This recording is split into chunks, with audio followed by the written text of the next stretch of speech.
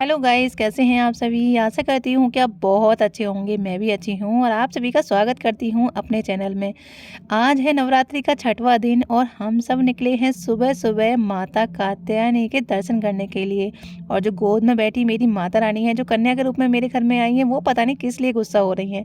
चलो, इनका मूड तो थोड़ी देर में ठीक हो जाएगा और हम सब बस पहुँचने वाले हैं छतरपुर मंदिर। वैसे आज का दिन हमारे लिए बहुत खास होता है क्योंकि माता रानी का छठवां दिन है और हम हर नवरात्रि के छठवें दिन यहाँ पर आने के लिए बहुत ज़्यादा उत्साहित होते हैं।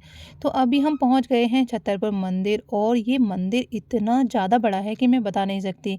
मतलब अभी हमने यहाँ पर एंट्री मारी है क्योंकि यहाँ पर हमें अपनी गाड़ी खड़ी करनी है। मम्मी पापा जी बताते हैं कि जब ये मंदिर बनना शुरू हुआ था तब से वो यहाँ पर आते हैं और उनकी वजह से ही शायद हमें यहाँ पर आने का सौभाग्य प्राप्त हुआ।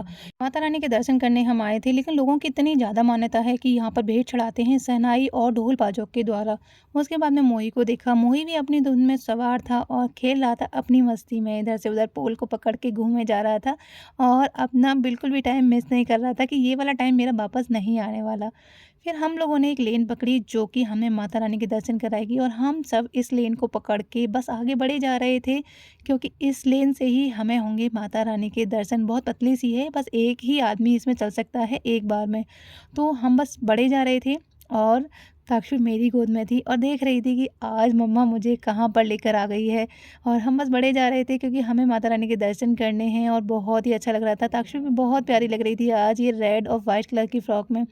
उसके बाद में हमें बस सीढ़ियाँ पार करने के तुरंत बाद होंगे माता रानी के दर्शन। तो अब हम पहुंच गए हैं माता के दर्शन करने के लिए। बहुत सुंदर माता हैं, सच बताऊं ना, ये सोने की हैं और यहाँ पर जो डेकोरेशन होती है वो भी बहुत सुंदर है। एक एक चीज़ को चुन चुन के लगाया गया है। यहाँ पर इतने बड़े बड़े झूमर, इतनी बड़ी बड़ी मालाएं ऊपर सजावट में लगाई गई हैं। बहुत ही सुंदर लग रहा है, बहुत ही सुंदर। मतलब मेरे पास शब्द नहीं है कि इसका वर्णन करने के लिए कि कितनी ज़्यादा सुंदर है। उसके बाद में ताक्षवी का एक छोटा सा फ़ोटो शूट किया और वो देख रही थी कि मुझे कहाँ पर बिठा दिया है इन सब ने, आज मेरा क्या मजाक बना के छोड़ेंगे। तो बस अब इसका फ़ोटो शूट भी हो गया था और बहुत क्यूट लग रही थी ताक्षवी। उसके बाद में हमें और भी चीज़ें देखनी थी तो हम वहाँ से उठे और चल दिए फिर और चीज़ें देखने के लिए, क्योंकि बहुत बड़ा मंदिर है तो चीज़ें देखने में भी काफ़ी समय लग जाता है। उसके बाद में हमने देखा माता रानी का झूला जिस पर बैठ के माता रानी झूलती हैं। ये भी बहुत सुंदर है और बहुत ही सुंदर तरीके से इसको सजाया गया है। उसके बाद में माता रानी का डाइनिंग एरिया देखा जहाँ बैठ के माता रानी खाना खाती हैं। एक डाइनिंग टेबल पड़ी है, चांदी के गिलास हैं और कुर्सियाँ, बहुत सुंदर कुर्सियाँ यहाँ पर पड़ी हुई हैं।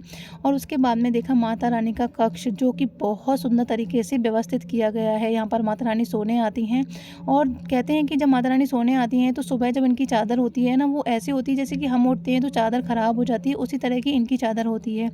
यहाँ पर हमने नागपाल बाबा को देखा जो कि सिर्फ 2.5 फुट के हैं और इन्होंने ही इस मंदिर का निर्माण किया। मतलब इन्होंने ही इस मंदिर की रचना की है। एक एक चीज़ इनके टाइम पर इन्होंने ही व्यवस्थित कराई है और माता रानी की जो मूर्ति है वो इन्हीं के द्वारा यहाँ पर पधारी गई है। ये माता रानी का बहुत सुंदर मंदिर और बहुत बड़ा मंदिर देख के, मतलब एक बार जब मैं यहाँ पहली बार आई थी तो मैं एक बार मतलब चौंक गई थी कि इतना सुंदर मंदिर मैंने पहले कभी नहीं देखा।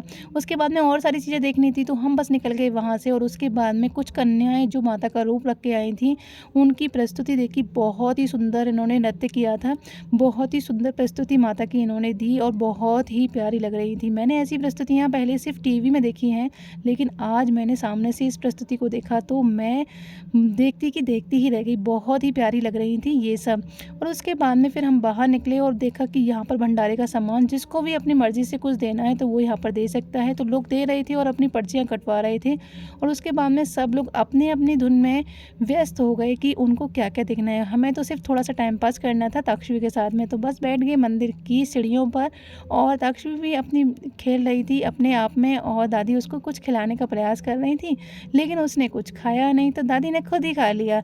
और उसके बाद में फिर हमने भी थोड़ी बहुत चीज़ें और देखी। इतना बड़ा त्रिशूल और बहुत सारी जो यहाँ पर सजावट हो रखी थी हमने सब देखा। ताक्षवी घुटनों के बल चलने लगी और उसके बाद में डर ये था कि ये कहीं गिर ना जाए। वैसे गिरी तो नहीं थी क्योंकि आजकल थोड़ा बहुत चलना सीख गई है और उसके बाद हम घर के लिए निकले तो हमने ये गार्डन देखा। यहाँ पर भी बहुत सारी मूर्तियाँ थी, नागपाल बाबा कुछ शिष्यों के साथ में भी बैठे हुए थे। फिर घर पर निकलते टाइम जब हम घर पर आने वाले थे तो रास्ते में हम ग्रोवर स्वीट्स पर गए और वहाँ से हमें छोले भटूरे लेने थे, क्योंकि आज मैंने खाने में कुछ बनाया नहीं था। सुबह जल्दी आना था, इसलिए हम बिना कुछ बनाए ही घर से निकल आए थे और रास्ते से लौटते हुए हमने यहाँ से छोले भटूरे लिए खाने के लिए। और फिर मोही जिद करने लग गया तो उसके चाचू आकर उसको लेके गए और वहाँ से इन लोगों ने छोले भटूरे लिए। वैसे आपको ये वीडियो कैसी लगी कमेंट में ज़रूर बताइएगा। वीडियो अच्छी लगे तो लाइक शेयर कमेंट ज़रूर कीजिएगा।